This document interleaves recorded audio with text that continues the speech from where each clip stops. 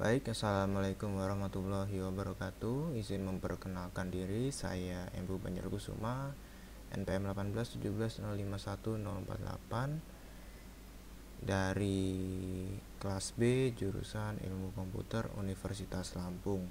Di sini saya akan memaparkan sebuah video mengenai untuk tugas pertemuan 9 dari mata kuliah pendidikan kewarganegaraan, yaitu dengan tema dinamika demokrasi di Indonesia. Untuk demokrasinya itu sendiri memiliki arti, yaitu demokrasi adalah salah satu bentuk sistem pemerintahan sebuah bangsa atau negara yang mengedepankan kebebasan untuk seluruh warga negara dalam hal politik, yaitu di mana penduduk atau masyarakat bisa memberi dan menyalurkan pendapat mereka, baik itu seperti tentang kelangsungan politik yang berjalan dalam negeri mereka, berupa saran, kritik, atau pendapat lainnya dengan bentuk penyampaian yang bermacam-macam. Jadi intinya demokrasi ini lebih tujuan utamanya yaitu mendekatkan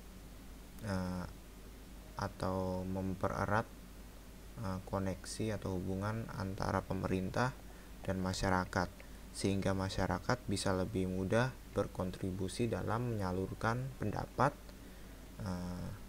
seperti saran kritik ke pemerintah secara langsung, sehingga bisa dikoreksi lebih cepat. Seperti itu tujuan utama dari atau makna dari demokrasi itu sendiri.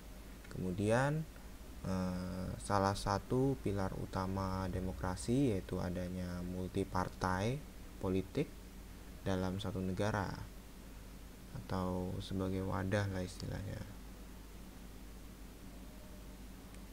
Kemudian negara Indonesia dengan masyarakat yang sangat majemuk, sangat logis juga bila jumlah partai politiknya begitu banyak. Tidak mungkin juga semua masyarakat tuh ditampung di satu channel atau perkumpulan gitu atau partai, sehingga pastinya semakin banyak masyarakat, semakin banyak pula ide atau pemikiran yang lebih bermacam-macam. Kemudian masyarakat yang terlibat di partai politik itu sendiri benar-benar memanfaatkan ruang kebebasan berserikat untuk memperjuangkan cita-cita politik dalam sebuah negara demokrasi. Kemudian untuk pelaksanaan demokrasinya di Indonesia itu dari masa ke masa tentunya tidak sama atau terus berevolusi, terus berkembang, terus berubah, mengingat undang-undang dasar yang berlaku pun juga berganti-ganti. Kemudian untuk pergantian undang-undang dasar itulah yang menyebabkan pergantian sistem pemerintahan. Nah, bedanya sistem pemerintahan juga mempengaruhi bentuk pelaksanaan demokrasinya itu sendiri.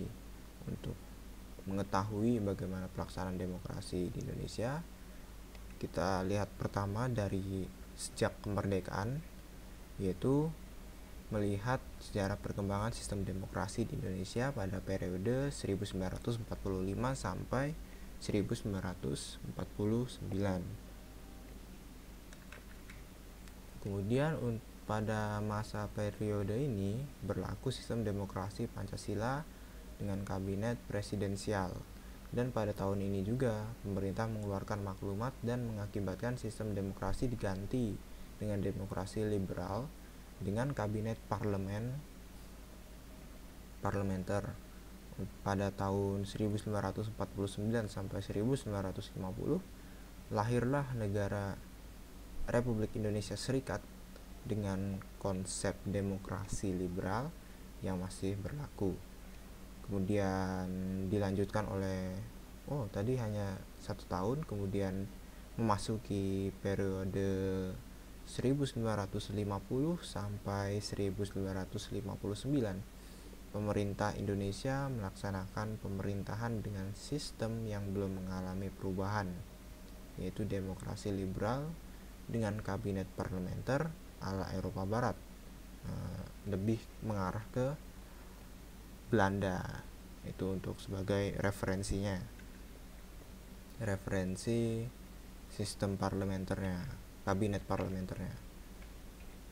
Kemudian dilanjutkan oleh demokrasi terpimpin pada masa jabatan Soekarno, demokrasi Pancasila yang digunakan Soeharto selama puluhan tahun menjabat menjadi presiden, hingga demokrasi sesungguhnya yang mulai berjalan setelah masa jabatan Soeharto berakhir pada tahun 1998, yang ditandai oleh adanya pemilu daerah maupun presiden yang dapat diikuti oleh rakyat secara serentak dan adil.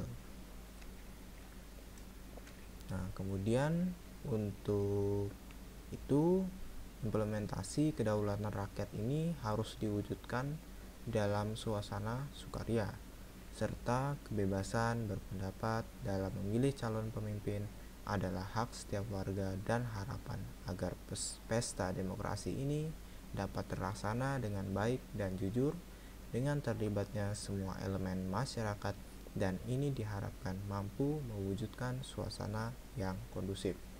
Nah, tentu penerapan demokrasi ini pastinya karena masyarakat bebas berpendapat, tentu akan terjadi satu dua sedikit pertikaian. Nah, itulah yang perlu diwaspadai, terus dijaga agar demokrasi berjalan dengan baik dan bisa memajukan Indonesia lebih baik lagi. Seperti itu. Kemudian untuk demokrasi Pancasila bukanlah demokrasi yang berdasarkan kekuasaan mayoritas. Dalam demokrasi Pancasila itu sendiri tidak ada satu golongan pun yang boleh semaunya mempertahankan atau memaksakan pendiriannya sendiri. Dengan demikian tidak ada tempat untuk diktator mayoritas atau tirani mayoritas. Demokrasi Pancasila berbeda dengan demokrasi liberal yang mengutamakan suara mayoritas dalam mengambil suatu keputusan. Berbeda juga dengan demokrasi terpimpin yang mengutamakan pemimpin dalam mengambil keputusan. Nah, kemudian demokrasi yang akan berlangsung serentak dalam pemilihan umum atau yang kita sebut sebagai pemungutan suara untuk memilih presiden dan anggota DPR atau DPRD adalah refleksi dalam kedaulatan rakyat, dan ini juga dapat kita sebut atau dideskripsikan sebagai pesta demokrasi. Nah, ini yang pesta demokrasi 5 tahun sekali, yaitu pemilihan presiden dan anggota DPR dan DPRD. Walaupun setiap pemilu, baik itu pemilihan presiden atau pemilihan anggota legislatif, akan selalu menghadirkan konsekuensi berbeda pilihan, udah pasti. Akan tetapi walaupun berbeda pilihan, masyarakat diharapkan untuk selalu menjaga kondusivitas agar tercipta demokrasi yang nyaman dan damai. Itu yang paling penting.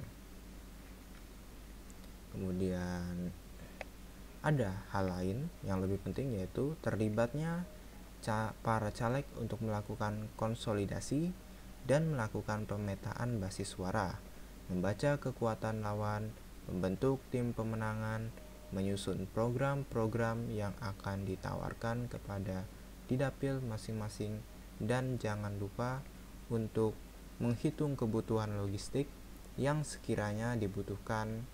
Dan dengan aneka kegiatan ini tentu diharapkan dapat membantu kondisivitas di setiap daerah pemilihan. Nah, agar tercipta pesta demokrasi yang lebih bermartabat, dan semoga demokrasi di Indonesia dapat berjalan dengan baik dan sesuai dengan harapan seluruh bangsa Indonesia. Nah, jadi sekian pemaparan singkat mengenai dinamika demokrasi di Indonesia. Tentunya negara Indonesia menerapkan sistem demokrasi bukan tanpa alasan. Tentu agar Indonesia ini kan negara dengan jumlah penduduk terbesar keempat di dunia. Nah, masyarakat tentunya sangat berperan penting dalam pengembangan negara ini sendiri. Nah, demokrasi merupakan salah satunya sebagai media agar masyarakat bisa terlibat, bisa berperan penting dalam memajukan negara Indonesia. Tentunya dengan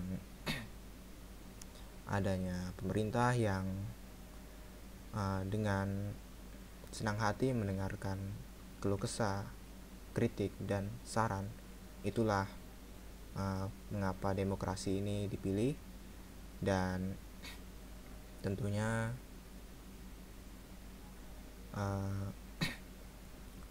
agar Indonesia lebih maju,